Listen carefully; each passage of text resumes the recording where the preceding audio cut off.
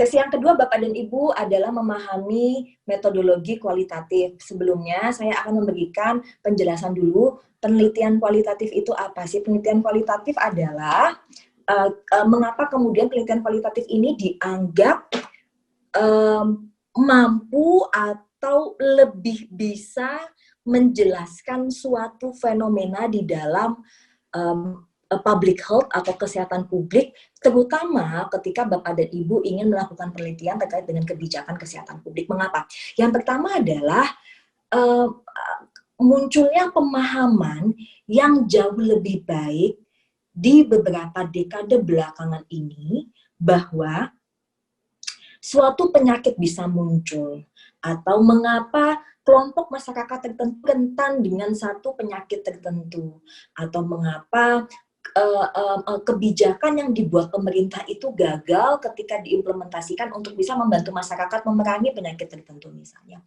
Ketiga hal ini tadinya mungkin beberapa dekade yang lalu hanya dipahami oleh para akademisi, oleh peneliti dengan menjelaskan bahwa masyarakat itu rentan terkena penyakit tertentu atau individu rentan terkena penyakit tertentu itu ya karena pola hidupnya yang memang tidak sehat begitu. Atau mengapa kebijakan pemerintah gagal? Oh, karena pemerintah tidak punya sumber daya yang cukup untuk bisa menjalankan kebijakannya dengan baik. Beberapa dekade lalu pemahaman akademisi hanya sebatas itu. Lalu baru dekade belakangan ini, 2-3 dekade belakangan ini, para peneliti di area public health, terutama peneliti yang memang fokusnya adalah public health policy, baru menyadari bahwa perilaku suatu masyarakat, mengapa satu kelompok masyarakat tertentu itu sangat rentan penyakit, mengapa satu kebijakan itu bisa gagal, itu ternyata pengaruhnya banyak, faktor yang mempengaruhi banyak, dan faktor-faktor ini ternyata sangat embedded pada konteks, sangat terkait pada konteks, mulai dari perspektif si individu, mulai dari pengalaman si individu, di mana perspektif si individu dan nilai yang dimiliki individu itu sangat terkait dengan budaya di mana dia tumbuh berkembang dan dia juga hidup begitu. Bagaimana kemudian suatu kelompok masyarakat itu rentan ternyata tidak hanya terkait dengan perilaku tapi juga terkait dengan sumber daya yang mereka miliki, terkait dengan social connection yang dia miliki ke individu yang lain dan juga ke komunitas yang lain. Kebijakan pemerintah itu gagal tidak hanya karena pemerintah tidak punya sumber daya, tapi juga bagaimana kemudian implementasi itu gagal karena pemerintah tidak sensitif terhadap perbedaan kultur, perbedaan konteks, perbedaan norma sosial yang ada di setiap kelompok masyarakat di daerah dengan budaya yang berbeda, sehingga ada satu kebijakan penerapannya gagal, di daerah yang lain penerapannya berhasil, dan yang lain-lain. Nah, kemampuan seorang peneliti untuk bisa menggali dengan lebih dalam bagaimana lingkungan, bagaimana konteks mempengaruhi individu berperilaku, mempengaruhi suatu masyarakat berperilaku, mempengaruhi bagaimana kebijakan itu gagal atau berhasil diimplementasikan, bagaimana kebijakan itu bisa diformulasikan. Kemampuan peneliti untuk bisa memahami kaitan antar konteks dengan itu tadi, dengan perilaku, kebijakan, dan yang lain-lain, hanya bisa dilakukan ketika peneliti melakukan metodologi kualitatif di dalam penelitiannya. Karena metodologi kualitatif itu memang memaksa para penelitinya untuk bisa menggali dengan lebih dalam dan juga mencari hubungan atau finding the understanding atau finding the meaning, hubungan antara satu variabel dengan variabel yang lain. Jadi ketika ada fenomena itu dipotret atau direkam atau di-capture tidak hanya di permukaan, tapi sampai ke dalam.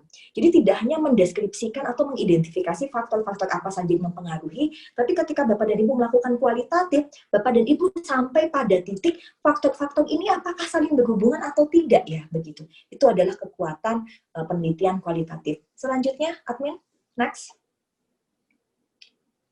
Nah, lalu selanjutnya adalah apa kemudian karakteristik dari penelitian kualitatif dan bedanya dengan penelitian kuantitatif. Yang pertama adalah penelitian kualitatif itu dilakukan di natural setting, jadi bukan dalam bentuk laboratorium atau eksperimen, itu yang pertama. Yang kedua adalah para peneliti itu memahami fenomena, saya memahami fenomena tidak dari bagaimana saya memahami fenomena, tetapi saya memahami fenomena melalui atau lewat individu-individu yang telah merasakan atau yang telah memiliki pengalaman dengan fenomena itu tadi. Misalnya sebagai contoh, saya ingin memahami, misalnya mengambil contoh dari penelitiannya Pak Ambosaka misalnya, saya ingin memahami bagaimana seberapa to what extent spiritual support itu bisa membantu para pasien dengan terminal illnesses untuk bisa merasa lebih nyaman misalnya, atau merasa lebih damai misalnya.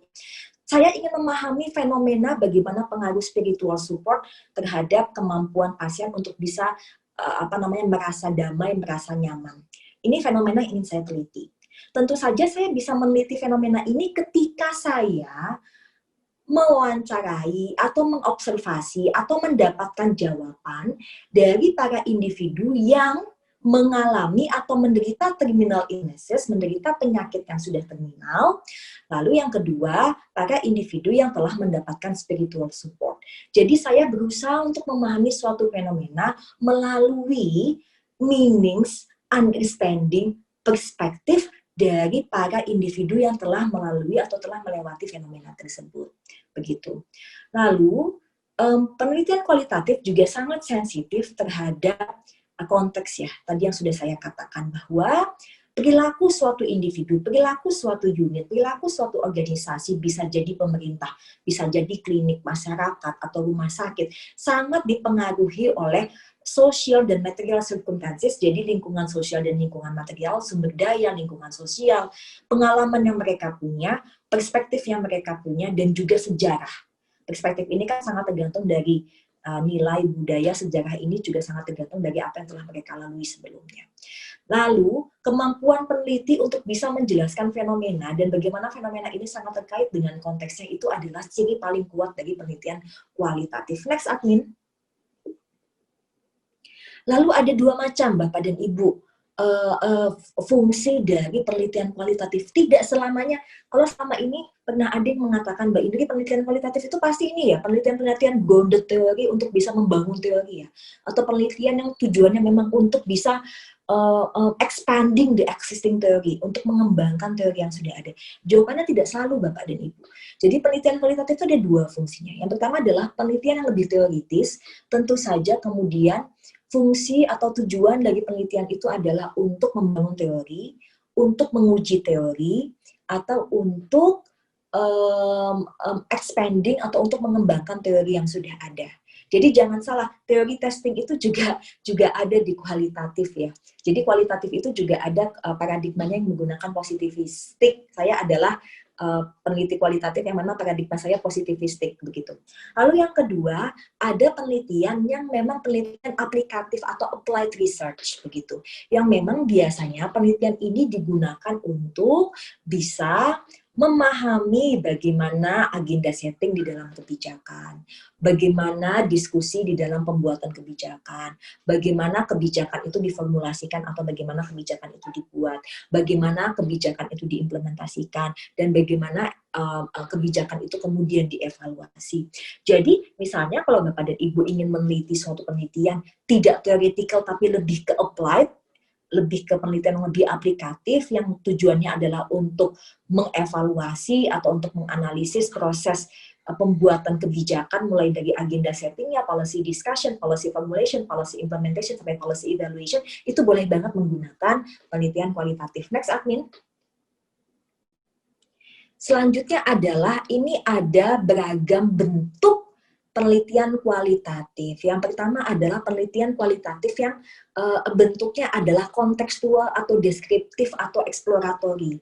Biasanya penelitian ini digunakan ketika topik yang ingin Bapak dan Ibu teliti adalah topik-topik yang baru, yang belum pernah didiskusikan sebelumnya, atau sudah pernah didiskusikan tapi sangat sedikit sekali, sangat jarang sekali didiskusikan. Sehingga tidak banyak pengetahuan atau informasi yang Bapak dan Ibu dapatkan terkait dengan topik tersebut.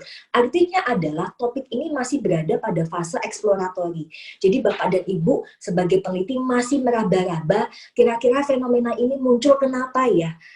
Faktor apa saja yang mempengaruhi mengapa fenomena ini muncul. Nah, ketika topik Bapak dan Ibu masih pada fase eksploratory, Bapak dan Ibu masih meraba-raba fenomena ini muncul alasannya kenapa, Bapak dan Ibu melakukan penelitian kualitatif yang namanya adalah penelitian kontekstual atau eksploratory, dan ini Bapak dan Ibu harus tulis di dalam penelitian Bapak dan Ibu untuk memberikan penjelasan kepada reader atau pembaca Bapak dan Ibu bahwa topik ini memang tidak pernah diteliti atau sangat jarang diteliti, sehingga memang bentuk penelitian yang Bapak Ibu lakukan pada studi yang Bapak dan Ibu lakukan itu lebih ke eksploratory atau lebih ke eksploratif begitu ya.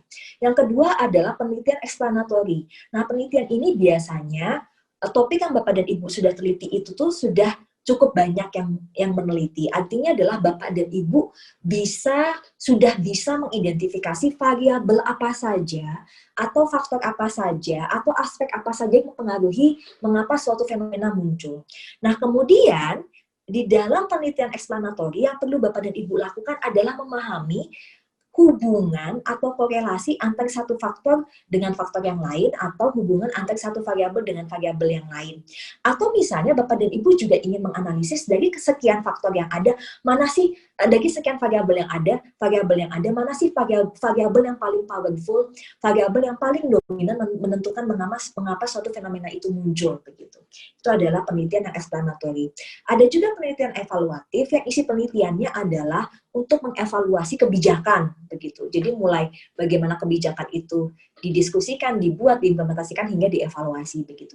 Yang selanjutnya adalah penelitian generatif. Penelitian generatif ini adalah penelitian yang memang Bapak dan Ibu tujuannya adalah membangun teori yang baru atau menyajikan data yang baru begitu. Di mana baik Bapak dan Ibu membangun teori yang baru, atau ketika Bapak dan Ibu menyajikan data yang baru, atau Bapak dan Ibu menyajikan analisis yang baru, kebaruan di dalam data empiris yang Bapak dan Ibu dapatkan, kebaruan di dalam data analisis yang Bapak dan Ibu dapatkan bisa membantu para pembuat kebijakan untuk bisa membuat kebijakan dengan lebih baik. Itu adalah penelitian generatif namanya. Next, admin. Lalu apa saja Mbak Indri metode pengambilan data di dalam kualitatif? Jadi ada 5 Bapak dan Ibu. Yang pertama adalah metode observasi yang nanti bisa dibagi mulai dari participant observation atau observasi saja. Participant observation itu adalah di mana Bapak dan Ibu menjadi bagian dari kelompok yang ingin Bapak dan Ibu observasi ya. Biasanya dilakukan oleh teman-teman di antropologi dengan etnografinya. Kalau observasi biasa ya Bapak dan Ibu hanya mengobservasi saja tanpa perlu menjadi bagian dari kelompok yang Bapak dan Ibu ingin teliti.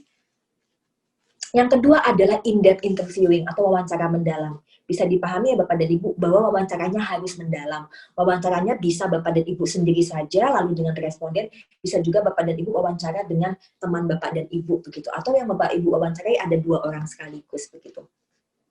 Yang ketiga adalah FGD atau Focus Group Discussion. Bapak dan Ibu mengundang narasumber untuk datang di satu tempat tertentu di waktu yang sama, di tempat yang sama untuk mendiskusikan hal yang sama, di mana di dalam FGD ini Bapak dan Ibu memberikan kesempatan bagi responden Bapak dan Ibu untuk saling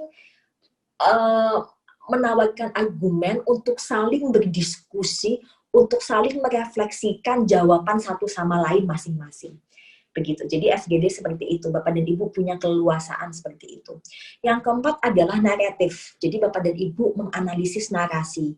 Bisa dari arsip, bisa dari dokumen pemerintah, bisa dari news media, berita-berita media massa, bisa dari sosial media, dan yang lain-lain. Yang kelima adalah analysis of documentary evidence. Biasanya bentuknya adalah video recording dan yang lain-lain. Jadi Bapak dan Ibu menganalisis dokumenter ya, bukti-bukti dokumenter, video misalnya dan yang lain-lain. Next, admin.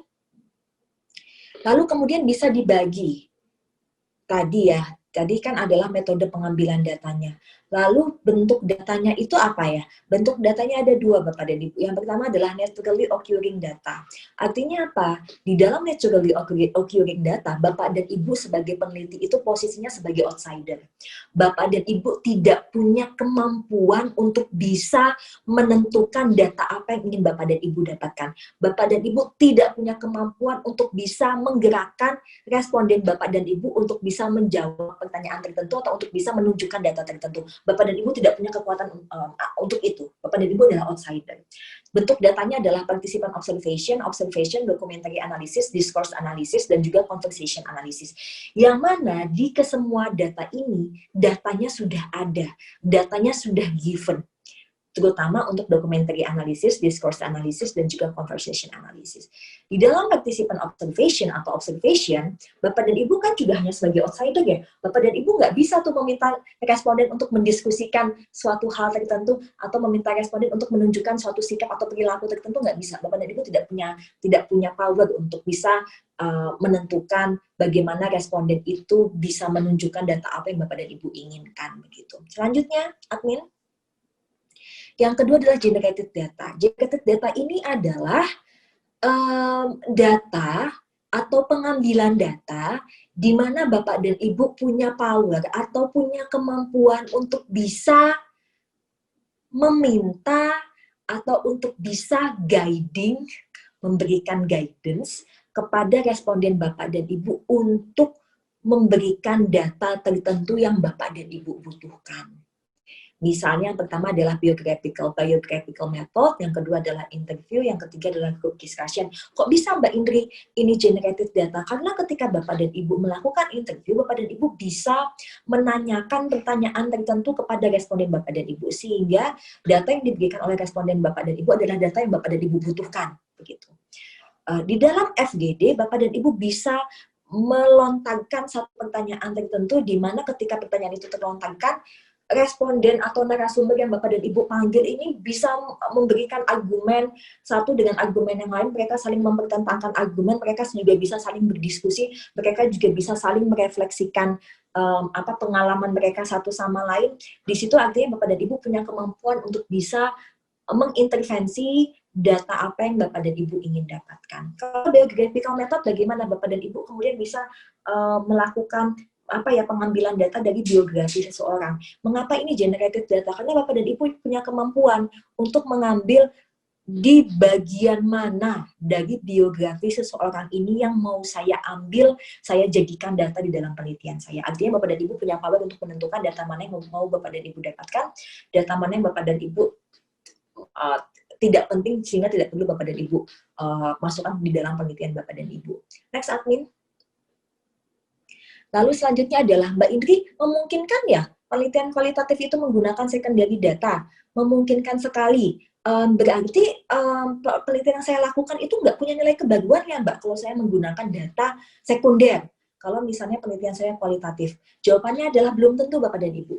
Bapak dan Ibu tetap bisa menawarkan suatu kebaruan, walaupun penelitian kualitatif yang Bapak dan Ibu ingin terapkan itu menggunakan data sekunder. Bagaimana caranya? Yang pertama adalah Bapak dan Ibu mungkin menggunakan data dari penelitian yang lain. Atau Bapak dan Ibu menggunakan data dari peneliti sebelumnya, atau Bapak dan Ibu menggunakan dari arsip pemerintah atau dokumen pemerintah dan yang lain-lain gitu. Tapi walaupun misalnya data yang Ibu dapatkan, data sekunder yang Bapak dan Ibu dapatkan itu diambil dari penelitian sebelumnya, tapi di dalam penelitian Bapak dan Ibu, Bapak dan Ibu bisa menanyakan pertanyaan penelitian yang baru. Bapak dan Ibu bisa investigating new question. Jadi walaupun menggunakan data sekunder yang pernah digunakan oleh penelitian sebelumnya, selama pertanyaan penelitian yang Bapak dan Ibu tawarkan adalah pertanyaan penelitian yang baru, maka Bapak dan Ibu tetap bisa menawarkan novelty atau kebaruan di dalam penelitian Bapak dan Ibu. Yang kedua, bisa jadi data sekunder yang Bapak dan Ibu dapatkan itu telah digunakan di penelitian sebelumnya. Tapi Bapak dan Ibu bisa tetap menawarkan kebaruan di dalam penelitian Bapak dan Ibu apabila data sekunder yang Bapak dan Ibu dapatkan bisa Bapak Ibu analisis dengan perspektif atau pendekatan yang bagus. Sebagai contoh, saya menggunakan data yang pernah digunakan oleh penelitian sebelumnya Mbak Indri, tapi kalau penelitian sebelumnya itu menganalisis data dengan teori A, misalnya dengan teori stakeholder analysis, saya ingin menganalisis datanya dengan teori yang berbeda, dengan teori social network theory. Dengan demikian, walaupun datanya sama, walaupun pertanyaan penelitiannya juga sama, tetapi ketika teori yang Bapak dan Ibu gunakan atau pendekatan konseptual yang Bapak dan Ibu gunakan untuk menganalisis data tersebut berbeda, maka analisis yang Bapak dan Ibu tawarkan pasti juga akan berbeda, dan tentu saja kemudian artinya Bapak dan Ibu tetap bisa menawarkan kebaruan di dalam studi Bapak dan Ibu. Mbak Indri, sumber data sekunder dari penelitian kualitatif itu apa saja? Mulai dari arsip Bapak dan Ibu, arsip ya arsip siapapun ya, organisasi, pemerintah, rumah sakit, yang lain-lain, diary atau catatan harian, biasanya catatan harian dokter, catatan harian perawat, atau catatan harian siapa gitu bisa digunakan, atau catatan harian pasien misalnya, dokumen, lalu video recording dari proses interview atau konsultasi, lalu narasi di sosial media, narasi di media massa, narasi di buku, narasi di manual guide yang telah dipublikasikan oleh pemerintah, transkrip interview, transkrip FGD juga bisa menjadi data sekunder. Next, admin. Nah, ada beberapa hal yang perlu Bapak dan Ibu pastikan di dalam penelitian kualitatif. Yang pertama adalah justifikasi konteks. Ketika kita ingin melakukan penelitian, maka pastikan kita memilih konteks yang tepat.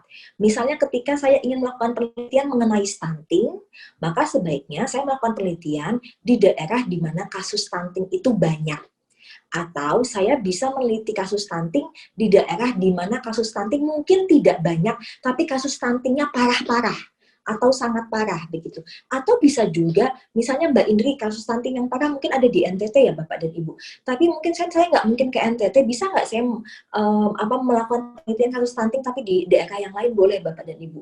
Apabila daerah itu menawarkan keunikan fenomena. Misalnya daerah ini seperti Jogja, misalnya Sleman. Sleman ini kan warganya itu akses klinik banyak, akses ke puskesmas banyak, akses informasi juga gampang, tapi kok masih ada kasus stunting misalnya. Ini kan kemudian sebagai fenomena dia menarik. Maka Bapak dan Ibu bisa meneliti kasus stunting di area di mana ada fenomena yang unik. Dan sehingga dari apa yang saya sampaikan tadi, Bapak dan Ibu bisa memilih daerah manapun asalkan ada justifikasi yang kuat mengapa Bapak dan Ibu memilih daerah tersebut untuk Bapak dan Ibu jadikan sebagai konteks penelitian. Jadi nggak boleh asal Bapak dan Ibu. Inilah bedanya penelitian kuantitatif dan kualitatif. Di kualitatif itu pemilihan konteks dan sampel harus berbasis pada kriteria yang jelas. Yang kedua adalah memilih sampel. Kalau misalnya Bapak dan Ibu sudah memilih Jogja untuk melihat berapa sih jumlah kanker serviks, ternyata Jogja itu adalah salah satu provinsi misalnya ya Bapak dan Ibu dengan jumlah kanker serviks yang paling banyak. Tentu saja Bapak dan Ibu kemudian melihat kabupaten mana ya yang jumlah kasus kanker serviks yang paling banyak, oh ternyata adalah Sleman. Nah Bapak dan Ibu kan perlu mengambil sampel nih, rumah sakit mana ya yang perlu saya jadikan sebagai sampel saya. Bapak dan Ibu juga perlu membuat kriteria, sampelnya nggak boleh random. Sampelnya itu harus dipilih berdasarkan kriteria namanya adalah purposive sampling. Jadi sampel itu perlu dipilih ketika dia telah memenuhi kriteria yang telah Bapak dan Ibu buat di awal. Misalnya saya memilih rumah sakit dengan pasien dengan kanker serviks yang paling banyak, atau saya memilih rumah sakit sebagai sampel saya, yakni rumah sakit yang mungkin punya perawatan paliatif dan yang lain-lain. Jadi kriteria Bapak dan Ibu yang memutuskan sesuai dengan pertanyaan penelitian yang ingin Bapak dan Ibu jawab. Lalu pemilihan sampel disesuaikan dengan kriteria yang telah Bapak dan Ibu buat tadi. Jadi nggak boleh random sampling. Yang ketiga, Bapak dan Ibu juga perlu menjelaskan mengenai justification dari sampel tadi. Tidak hanya memberikan justifikasi mengapa konteks tertentu Bapak dan Ibu jadikan sebagai konteks penelitian, tapi yang kedua juga menjelaskan atau memberikan justifikasi mengapa sampel tertentu dipilih sebagai sampel di dalam melakukan penelitian. Next, admin. Tadi ini juga sudah saya sampaikan ya Bapak dan Ibu. Lalu hal lagi yang paling penting ketika Bapak dan Ibu sudah memilih sampel, apalagi yang penting untuk dilakukan? Yang penting untuk dilakukan adalah Bapak dan Ibu perlu memastikan bahwa Bapak dan Ibu telah incorporate atau telah memasukkan seluruh pemain kunci penting di dalam organisasi tersebut. Misalnya, mohon maaf saya menggunakan contohnya Pak Ambo tadi. Pak Ambo ingin melihat bagaimana spiritual support misalnya diberikan di dalam perawatan paliatif. Maka kemudian Pak Ambo harus memastikan ketika melakukan interview, yang diinterview adalah misalnya pasiennya, yakni dokter atau perawat atau siapapun yang kemudian memberikan pelayanan spiritual support-nya, lalu juga mungkin manajer yang ada di unit tersebut untuk diwawancarai mengapa kemudian spiritual support ini diberikan dan bagaimana evaluasi pasien atas layanan tersebut dan yang lain-lain begitu.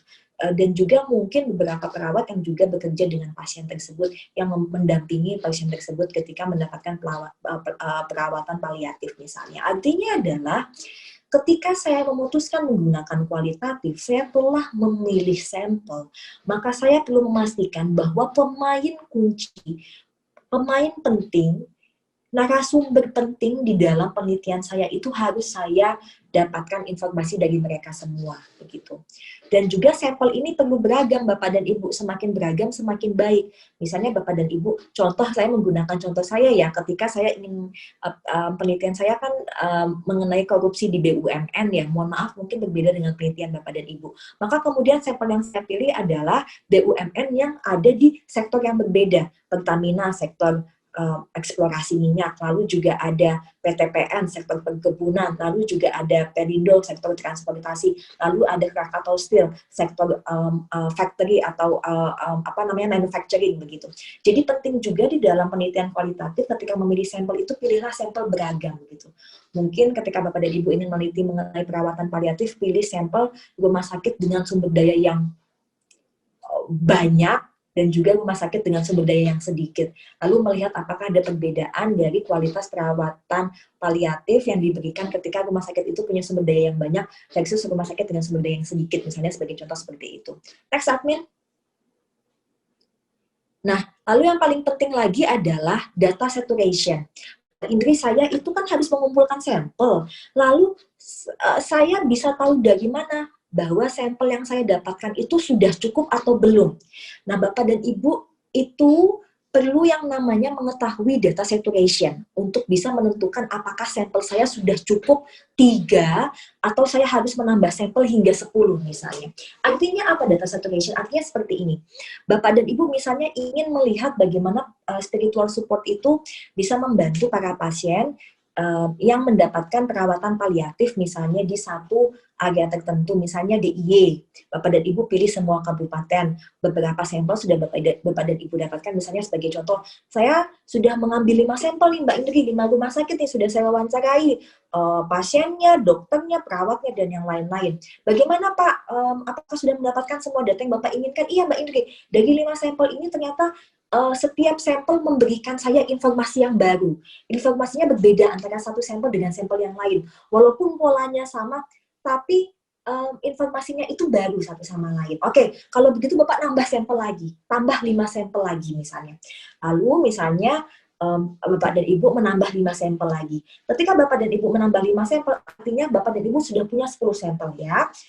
Dari penambahan 5 sampel ini, ternyata informasi yang Bapak dan Ibu dapatkan dari 5 sampel yang baru ini, ternyata informasinya sama dengan informasi dari 5 sampel sebelumnya.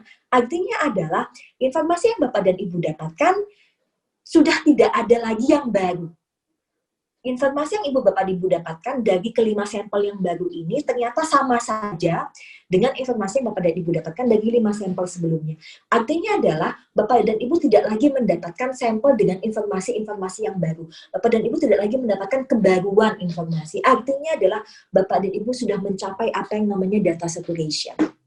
Atau di mana Bapak dan Ibu tidak lagi bisa mendapatkan new insight atau informasi yang baru atau data yang baru dari penelitian yang ingin Bapak dan Ibu dapatkan. Artinya, Bapak dan Ibu sudah mendapatkan sampel yang telah merepresentasikan populasi.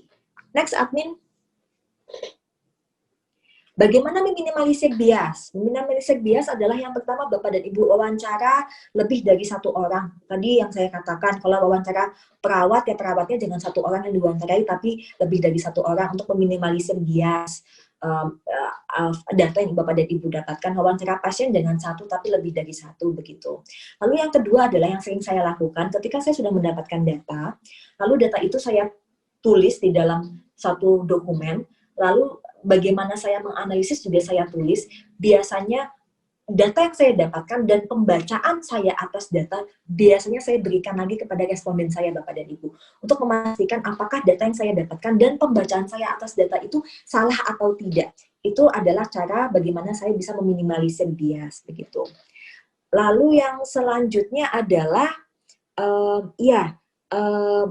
memastikan bahwa Bapak dan Ibu telah capture atau telah memotret seluruh faktor atau seluruh variabel yang memang punya kontribusi atau faktor atau variabel yang memang menjadi alasan mengapa fenomena yang ingin Bapak dan Ibu teliti itu muncul begitu. Next, admin. Bagaimana kemudian bisa melakukan triangulasi data? Artinya bagaimana memastikan bahwa data saya itu valid?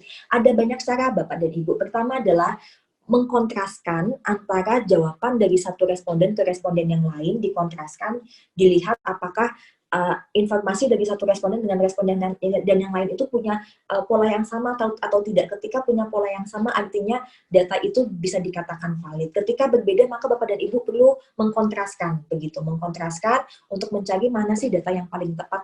Yang kedua yang bisa Bapak dan Ibu lakukan adalah untuk mencari data dari sumber yang lain untuk bisa menguatkan bahwa apa data yang pada Ibu dapatkan itu valid, beneran valid begitu. Datanya dari mana? Beragam Bapak dan Ibu, bisa mendapatkan dari media massa, bisa mendapatkan dari arsip dokumen dan yang lain-lain.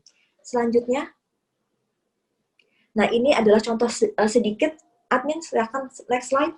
Contoh bagaimana kemudian peneliti itu memberikan bentuk tulisan menyajikan data ketika menggunakan observasi. Nah, ini contohnya observasi Bapak dan Ibu. Next, admin. Ini contoh interview. Mereka membuat box, kotak yang isinya adalah petikan-petikan wawancara yang dianggap paling representatif begitu untuk membantu para peneliti mendeliver satu idea tertentu. Next, admin. Next, admin. Selanjutnya adalah FGD. Nah, ini hasil FGD itu kan biasanya banyak ya Bapak dan Ibu. Daripada Bapak dan Ibu memasukkan petikan-petikan apa yang disampaikan oleh peserta FGD dalam bentuk petikan-petikan argumen, Bapak dan Ibu bisa membentuknya sebagai poin-poin Bapak dan Ibu. Jadi, aspek apa peserta FGD mengatakan apa, aspek yang kedua peserta FGD mengatakan apa, dan seterusnya dengan menggunakan poin-poin saja. Next, admin. Dan ini adalah menggunakan analisis diskursus. Jadi di sini penelitinya mengambil diskursus kalau tidak salah dari buku yang dibagikan pemerintah kepada para pasien kalau tidak salah, seperti manual guide ya. Nah di sini kemudian petikan-petikan tulisan yang muncul di dalam buku tersebut dianalisis oleh si peneliti. Next, admin. Ini juga contoh yang, oh ya, baik. Next, admin, silakan. Ini sedikit Bapak dan Ibu saya berikan sangat brief saja. Kalau menulis metode penelitian di dalam penelitian Bapak dan Ibu, aspek pertama yang jangan lupa adalah menulis research context dan research design, konteks penelitian dan juga desain penelitian. Subbab yang pertama adalah konteks penelitian dan juga desain penelitian. Subbab yang kedua adalah protokol pengambilan data. Subbab yang ketiga adalah analisis data. Jadi ketiga subbab ini harus ada di dalam penulisan metodologi penelitian Bapak dan Ibu. Next, admin. Sepertinya sudah selesai. Baik, terima kasih. Silakan Bu Tri mungkin bisa dimoderatori untuk tanya jawab.